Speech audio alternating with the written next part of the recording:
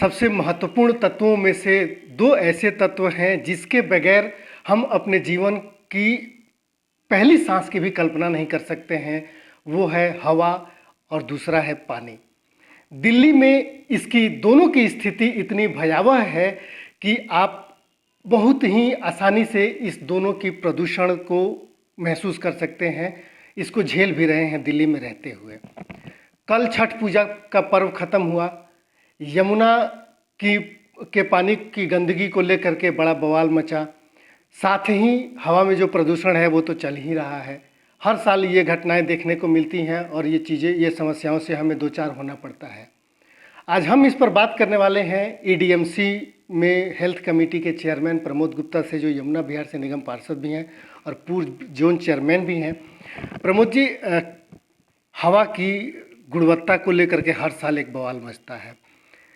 छठ पूजा आने पर यमुना नदी की सफाई को लेकर के और यहाँ के पानी को लेकर के जरा छठ पूजा खत्म हो गया।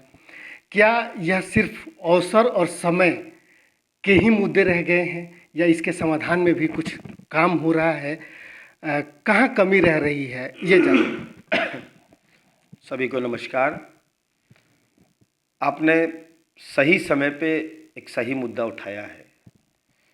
पूरा विश्व इस वक्त पर्यावरण को लेकर चिंतित है। इंटरनेशनल बैठकें चल रही हैं। सौभाग्य से उसके अंदर हमारे भारत के यशस्वी प्रधानमंत्री भी अपनी शिरकत कर रहे हैं और दुनिया को प्रदूषण से कैसे बचाया जाए, हमारे आने वाली पीढ़ी कैसे माहौल में सांस ले, उसको और बेहतर करने के लिए पूरा विश्व चिंतित है और अपनी अपनी उसके अंदर योगदान दे रहे हैं। मगर बड़ा कष्ट है कि दिल्ली के अंदर एक ऐसी सरकार चुनकर आई है जो सिर्फ और सिर्फ बातों से ही इस दिल्ली को ठीक करना चाहती है। 7 वर्ष लगभग दिल्ली में इस सरकार को हो गए। दिल्ली को ये कर दूंगा, वो कर दूंगा, डुबकी लगवा दूंगा, ये कर दूंगा, वो कर दूंगा। अरे सर, यमुना तो बहुत दूर की बात है। पीने योग्य घर में फिल्टर करने के बाद पानी नहीं दे पा रहे हैं। जब तक दिल्ली में पानी आता है, आप दिल्ली की स्थिति को समझिए झलकी। दिल्ली की वो सीमा जहाँ पर पीछे से पानी आकर हिमाचल, पंजाब, हरियाणा से आके जहाँ पर घुसता है और जहाँ से दिल्ली को छोड़कर पानी बाहर यूपी की सीमा में घुसता है, दोनों किनारे पर आप पानी के सैंपल उठा लीजिए। जहाँ से दिल्ली में पानी घुस रहा है और जहाँ से दिल्ली से पानी निकल रहा है, आपको इसका अंतर साफ पता लग जाएगा। आपने क्या किया? कुछ भी तो नहीं, सिर्फ बातें, सिर्फ बातें, सिर्फ बातें। क्या उससे जल साफ हो जाएगा? जल पीछे से साफ आता है। दिल्ली के अंदर उसके सैकड़ों बड़े बड़े नाले उसके अंदर गिरते हैं और वह जल अशुद्ध हो जाता है, केमिकलाइज हो जाता है, जहरीला हो जाता है। उसके बाद वह जल आगे जा रहा है। आपने कितने वाटर ट्रीटमेंट प्लांट लगाए? आपने कहाँ पर ये जो नालों का पानी स्वच्छ पानी में गिर रहा है, उसके लिए एक बहुत वर्ष पहले योजना बनी थी कि यमुना के साथ साथ पैरेलल एक ड्रेन बनाई जाएगी। ये जितने भी गंदे नाले हैं उस ड्रेन में डलेंगे और उस ड्रेन के साथ जाके बॉर्डर के बाहर जाके कहीं पर इसको ट्रीटमेंट प्लांट बनाया जाएगा, जहाँ पर इस पानी को ट्रीटेड करके खेती योग्य या जल पानी देने के लिए काम आ सके। तो कितना सिंपल सा है, इसमें क्या करने की आवश्यकता मैं बता देता हूँ। आपके पास अगर कोई विजन नहीं है तो आप जितने भी यमुना पे नाले गिरते हो, नालों को कहीं डाइवर्ट कीजिए। डाइवर्ट करके यमुना के किनारे एक ड्रेन बनाइए, पक्की ड्रेन बनाइए। पूरी दिल्ली से उन नालों को लेके जाइए, ले जाके एक बड़ा ट्रीटमेंट प्लांट कहीं दिल्ली के कोने पे बनाइए। वहाँ पर उस सारे पानी को इकट्ठा कीजिए, उसे ट्रीटेड कीजिए। ट्रीट करके वहाँ पे कहीं पे खेती के लिए या वन में पानी देने के लिए उसको उपयोग कीजिए। अच्छा रहेगा। बड़ा सिंपल सी बात है। उसमें सिर्फ आपको विज़न की ज़रूरत है। एक छोटा सा इंजीनियर बता देगा, मेरे जैसा जो इसके लिए कोई पारंगत नहीं वो व्यक्ति बता रहा है आपको। क्या नहीं करने की ज़रूरत है? आप सब जानते हैं। ऐसा नहीं है कि इनके पास ज्ञान की कमी है, इनके पास कमी है तो सिर्फ उस तरफ फोकस की कमी है। ये काम करना ही नहीं जानते कि उनकी सारी एनर्जी, सारी बुद्धि, सारी क्षमता दो ही चीज़ों पर लगती है कि एक तो हम कैसे लोगों को बरगला सकें, दूसरा कैसे अपनी जेब भर सकें। हजारों करोड़ रुपया जल पर खर्च हो रहा है साफ करने के लिए। अरे भाई पानी कहाँ साफ हो रहा है? वो इतना पैसा जा कहाँ रहा है? सिर्फ कागजों में। फ्री बिजली पानी आप यमुना को गंदा करने के लिए हो या फिर हवा के में जो पोल्यूशन फैल रहा है उसमें जन भागीदारी की जो महत्ता है वो क्यों पीछे छूट रही है और कहाँ पीछे छूट रही देखिए, जन भागीदारी से हम देखिए, मैं इस बात को बिल्कुल मानता हूँ कि जन भागीदारी के बिना इस तरह के काम नहीं हो सकते, मगर जनता तक पहुँचने के लिए हमें एक सिस्टम देना होगा। सरकारों का यही काम है, सरकार को एक रोड देना है जिस रोड पर लोगों को चलना है, उस रोड पर चलने का एक कायदा बताना है कि इस नियम इस कानून के तहत, जैसे स्पीड लिमिट दी गई है ना, यहाँ पे 50 चल सकते हैं, यहाँ पे 60 चल सकते हैं, एक कायदा देना है, उस पर जनता ने चलना है, उस पर चलने के लिए लोगों को अवेयर करना है। कोई उस पर गैर नहीं मानता तो फिर उसको दंडित करना है। ये सरकारों का काम यही है। आपने क्या किया साहब? आपने कितने स्मोक टावर लगाए हैं? आपने कितने जल संसाधन यंत्र लगाए हैं जो जन को साफ पानी पहुंचा सके? आप पीने का पानी प्रोवाइड नहीं करा पा रहे, आप टैंकर कम कर नहीं कर पा रहे, आप पाइपलाइन को नहीं देख पा रहे। बड़ी बुरी स्थिति है और मुझे लगता है जनता समझ रही है, समझ पा रही है। आप सिर्फ और सिर्फ आप नहीं कर सकते, कोई बात नहीं, आप हट जाइए, हम करके दिखाते हैं। मैं गारंटी के साथ कहता हूं, भारतीय जनता पार्टी की दिल्ली के अंदर सरकार आने दीजिए।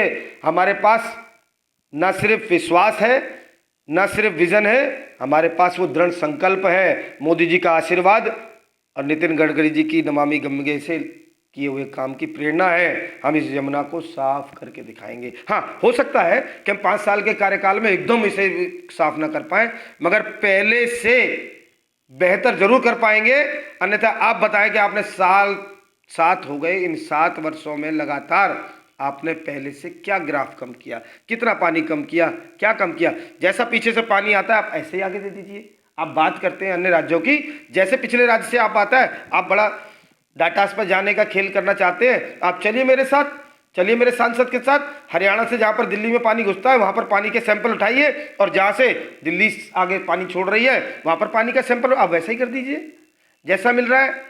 कुछ तो कीजिए, कुछ तो जिम्मेदारी लीजिए। सिर्फ प्रचार प्रसार से इस देश का भला होने वाला नहीं। और ये जान कि पहली बार ऐसा हुआ है कि जब दिल्ली सरकार ने 2015 तक 70 से 80 छठ घाट बनाए जाते थे, जबकि इस बार जो है उसने 800 से ज़्यादा सरकारी स्तर पर छठ घाट बनाए हैं और पूर्वांचलियों को इस पूजा के लिए एक अच्छा माहौल देने की कोशिश की है।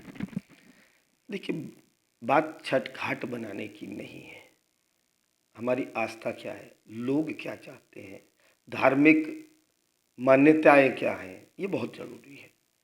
क्या उन छठ घाट व्रतियों से पूछिए, वो अपने घर में जाकर बाल्टी के अंदर खड़े होकर छठ करना पसंद करते हैं या यमुना मैया के अंदर जाकर या गंगा मैया के अंदर जाकर उसके जल को अपने माथे से लगाकर अपने आप को गौरवान्वित महसूस करते हैं? अरे साहब, ये तो हमारी तहजीब, हमारी संस्कृति, हमारा भारतीय संस्कार है। हम जल को अपने माथे से लगाते हैं और अपने आप को पवित्र मानते हैं, ये हमारे संस्कार हैं। ना कि हम उस अपने गली मोहल्ले के अंदर, पार्कों के अंदर जो कुंड खुदवा दिए उस कुंड के अंदर खड़े होकर, वो तो मजबूरी है साहब, आदमी करेगा ही, जिसको जो करना है वो करेगा।